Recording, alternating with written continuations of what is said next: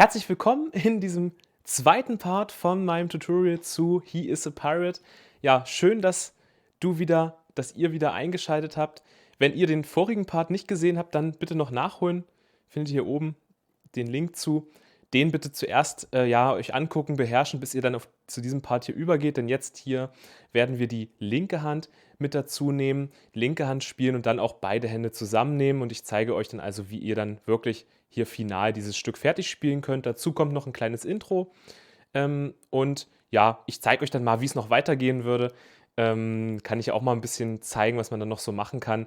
Aber grundsätzlich zeige ich euch also jetzt hier in diesem zweiten Part, wie wir He is a Pirate mit der linken Hand und beiden Händen zusammenspielen. Viel Spaß beim Zuschauen und wie schon im letzten Video gesagt, wenn ihr noch mehr lernen wollt, dann schaut mal unten in der Videobeschreibung, da findet ihr meinen kostenlosen Piano-Crashkurs und auch meine Internetseite und da habe ich dann auch noch mal den ein oder anderen Piano-Kurs für euch, wenn ihr Interesse habt, hier von Grund auf das Klavierspielen zu erlernen.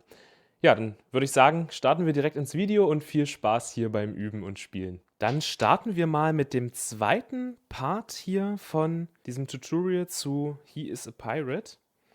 Und jetzt erstmal mit der linken Hand und danach nehmen wir mal beide Hände zusammen. Linke Hand ist grundsätzlich nicht kompliziert, wird dann halt nur schwierig im Zusammenspiel mit der rechten Hand. Nämlich die linke Hand spielt einfach den Grundton in der Oktave mit.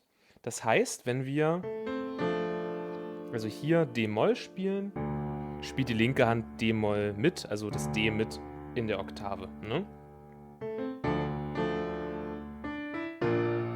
Genauso bei B, ne? B-Dur. Deswegen habe ich immer die Akkorde im ersten Part genannt, damit du auch gleich weißt, was du in der linken Hand als Ton spielen musst. Ne? Also wenn wir einen B-Dur-Akkord hier spielen, auf der rechten Hand, dann spielt die linke Hand das B als Grundton hier in der Oktave mit. Genauso hier A-Moll und D-Moll. Das ist erstmal die Grundsystematik, ne, was die linke Hand spielt. Das heißt, die linke Hand spielt immer in der Oktave dann den Ton mit, den die rechte Hand als Akkord spielt. Ganz logisch eigentlich. Eine typische Begleitung der linken Hand. Was heißt das jetzt also? Wie sieht das Muster auf der linken Hand aus? Ne, wir starten also bei d-Moll, dann B-Dur, jetzt A-Moll und wieder D-Moll. Das ist der erste Abschnitt. Das ist der erste Part. Okay, also D, B, A, D. Das ist der erste Abschnitt. Vielleicht auch üben, ja, das hier so anzuschlagen in der Oktave. Das kann ja auch nicht jeder sofort. Das wäre also hier unten, sowohl hier unten als auch hier oben anschlagen mit Zeigefinger, mit kleinem Finger und Daumen. Wenn dir das zu kompliziert ist, kannst du auch einzeln hier natürlich spielen. Ja. Geht auch. Kannst du auch machen, aber wenn wir schon mal dabei sind, wollen wir es ja auch ein bisschen größer spielen, deswegen hier die Oktave. Dann geht's weiter. Jetzt kommt B-Dur, also B. F. Na, na, na, na. C. Na, na, na, na. Und dann D wieder. Ja. Also B, F, C, D. Zweiter Part, ja? Und dann der dritte Abschnitt. Wieder D-Moll. Ja?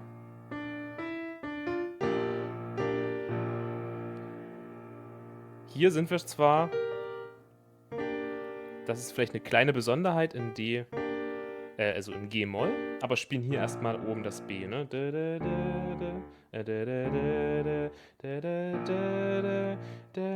Und jetzt gehen wir aber hier zum G. Na, na, na, na, na, na. D. Na, na, na, na. Wieder B. Na, na, na. Wieder D. Na, na, na, na. A-Dur, also A. Na, na, na. Entweder wir bleiben hier oben, das hatte ich ja im letzten Part gesagt, oder na, na, na, enden auf dem D. Ja? Ganz wichtig ist immer zu verstehen, dass also die linke Hand einfach nur die rechte Hand begleitet. Dass wir einfach immer den Grundton hier mitspielen. Also für den dritten Abschnitt ergibt sich dann also folgendes Muster auf der linken Hand. D, B, G, D, B, D, A, A. Oder A und D.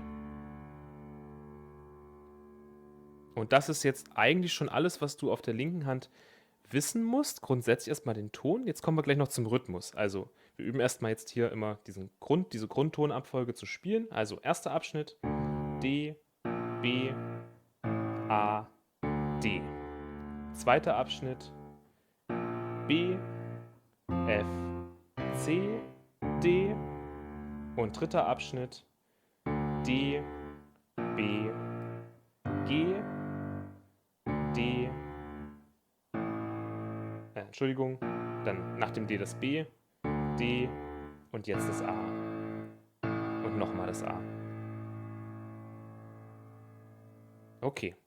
Das ist also erstmal die Grundtöne, die wir auf der linken Hand spielen. Das ist aber noch nicht der Rhythmus, wie ich ihn gespielt habe, sondern ich habe es wie folgt gespielt. So hier. Ne, man kann es natürlich so spielen.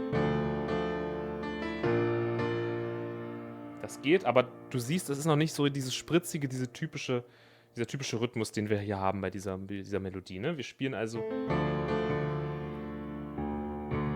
Ja.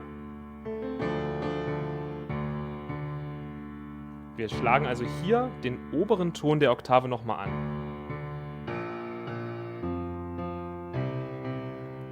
Ja? Beziehungsweise im ersten Abschnitt ist es ja so.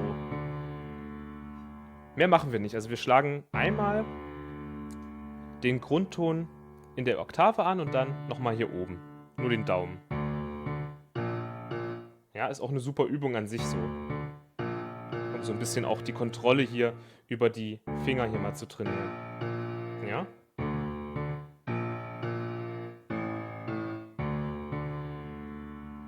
Und das ist eigentlich schon alles, was wir jetzt hier noch auf der linken Hand machen zusätzlich. Ne? Also erster Abschnitt und zweiter Abschnitt. Ja. Und der dritte Abschnitt.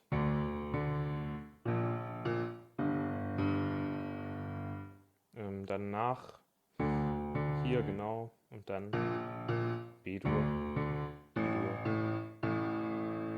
A-Dur, also A. Das ist es schon, ne? Also das ist hier das Muster auf der linken Hand, also immer den Daumen hier oben noch mitspielen an der Stelle. Probieren wir das Ganze jetzt mal mit beiden Händen zusammen. Ich spiele es dir langsam vor und zwar wie folgt. Das ist der erste kleine Abschnitt. Ganz einfach, in dem Moment, wo wir den Akkord anschlagen, dann schlagen wir auch gleichzeitig mit der linken Hand an und dann im Wechsel. Ja? Zusammen, rechte Hand, linke Hand. Das ist das Grundmuster.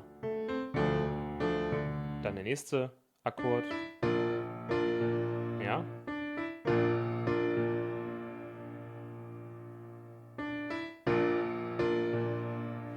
Immer dasselbe Prinzip. Zusammen, also zusammen, rechte Hand, linke Hand.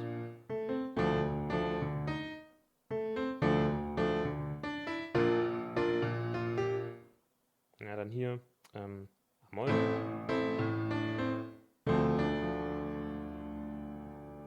Hier allerdings, ne, weil wir den Abschnitt abschließen. Also hier in dem Moment schon zusammen, ne, wo wir hier im Prinzip noch F durchspielen. Ne? Hier schlagen wir nicht zweimal an auf der rechten Hand, sondern immer einmal, weil es der Abschluss ist. Ne? Aber spielen dann trotzdem hier nochmal das D auf dem Daumen. Und mehr ist es nicht. Also das ist der erste kleine Abschnitt schon zusammen. Ne? Ich spiele nochmal vor.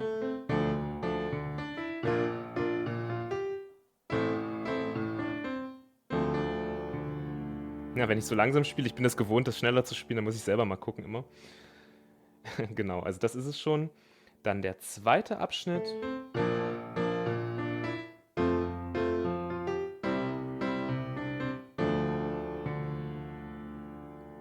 Ich glaube, ich muss jetzt nicht mehr so viel zu sagen, ne? Prinzip ist klar, also immer erstmal zusammen und dann im Wechsel und dann hier zusammen und hier nur dann der Daumen noch danach. Also es ist immer dasselbe Muster. Und dann der dritte Abschnitt. Wieder D-Moll, ne? Und dann hier oben.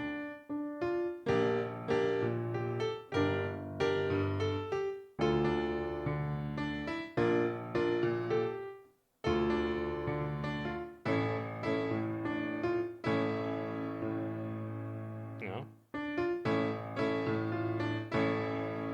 Beziehungsweise so rum kann man es auch machen, ja. Ich habe es, glaube ich, davor so gesagt, ne? Aber eigentlich ist es andersrum richtig. Ich weiß nicht, ob ich es in dem Video richtig gesagt habe, ne? Eigentlich spielen wir nicht nochmal D und F hier, sondern F und D. Ich hoffe, ich habe das in dem anderen Video nicht falsch gesagt. Also so ist es jetzt auf jeden Fall richtig an der Stelle.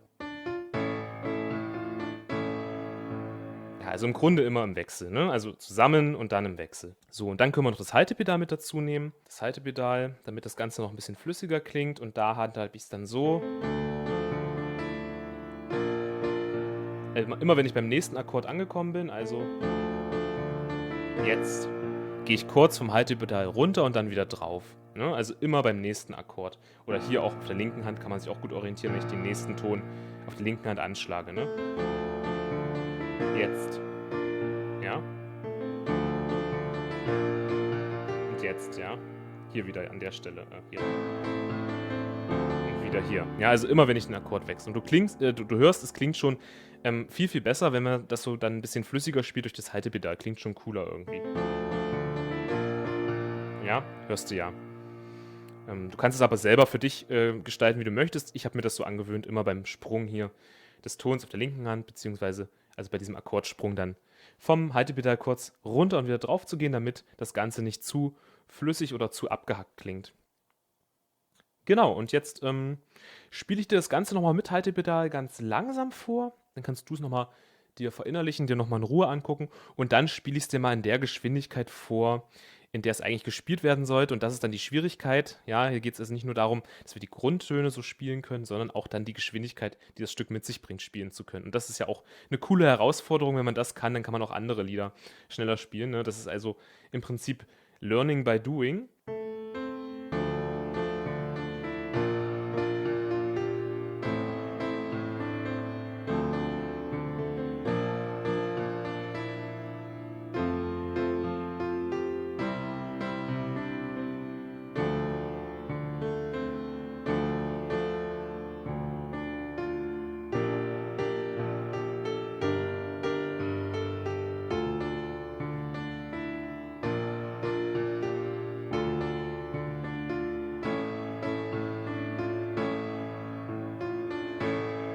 So ist es richtig. Ich mache das immer wieder falsch. Ja, beziehungsweise so, ja. Okay. Das ist also die langsamere Version für dich zum Mitspielen. Und jetzt nochmal in der schnelleren Variante. So wird es eigentlich gespielt. Und zwar folgende Geschwindigkeit.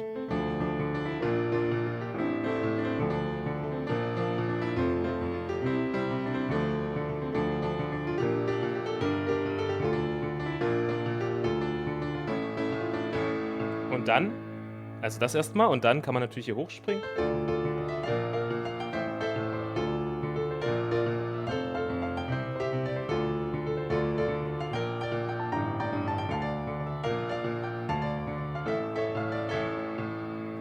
Und das hier oben auch nochmal spielen. Klingt sehr cool, ne? Und das ist jetzt also das, was dann beide Hände zusammenspielen und in der Geschwindigkeit etwa ist ja auch die Grundmelodie. Ich empfehle dir das Ganze sowieso nochmal. Findest du ja bei YouTube den Soundtrack dir sowieso nochmal anzuhören. He's a Pirate, also wie das dann im Orchester klingt, in welcher Geschwindigkeit das im Original gespielt wird. Ja, und jetzt noch zum Intro. Ne? Man kennt das ja, also es geht ja nicht einfach so sofort los, sondern Es gibt noch ein Intro davor, das wollte ich jetzt aber witzigerweise ans Ende nehmen, das Intro, weil das ist ja erstmal die Grundmelodie, das Intro ist nicht ganz so wichtig, aber trotzdem ergänzend will ich es zeigen, und zwar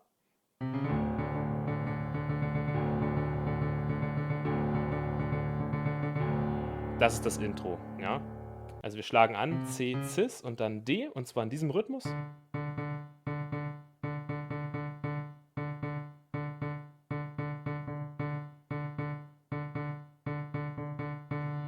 Ja, das ist das Intro.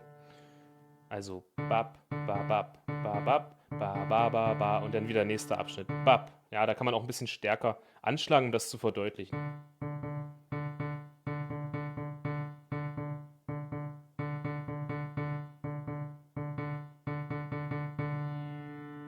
Und dann geht's los. Ja, okay, und die linke Hand spielt einfach hier D, also hier das D mit, ne? Und das geht wirklich schnell hier, ne? Das kann man üben. Dass man hier wirklich Daumen, Zeigefinger, nur ganz kurz, ja? Ich tippe wirklich hier nur ganz kurz mit Daumen, ne? Zeigefinger hier die beiden Töne an und bin dann hier auf dem D mit dem Mittelfinger. Das muss man auch trainieren. Ja, diesen Sprung hier. Okay?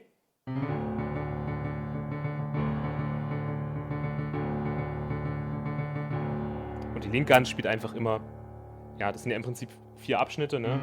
Also 1, 2, 3, 4. Ne? Immer zum Beginn des nächsten Abschnittes, also spielt die linke Hand hier mit.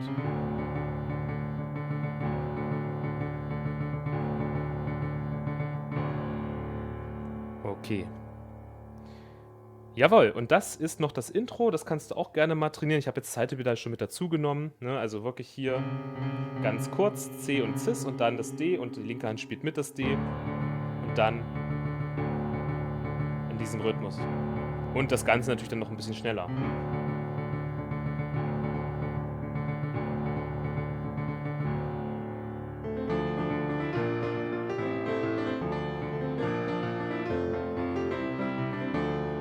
Und so weiter und so fort.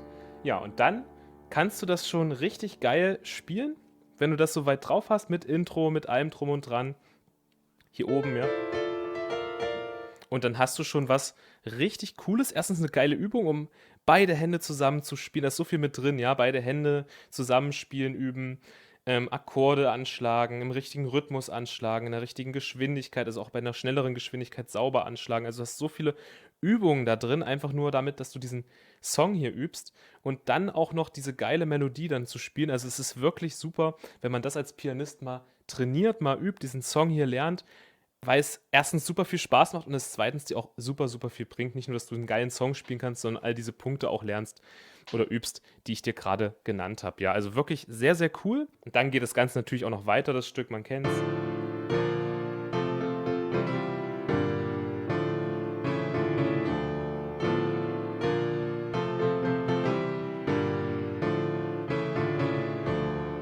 Ja, und da kann man echt noch eine ganze Menge machen aus dem Stück, wenn man das dann so ein bisschen drauf hat. Ich habe das Ganze mal ein bisschen geübt.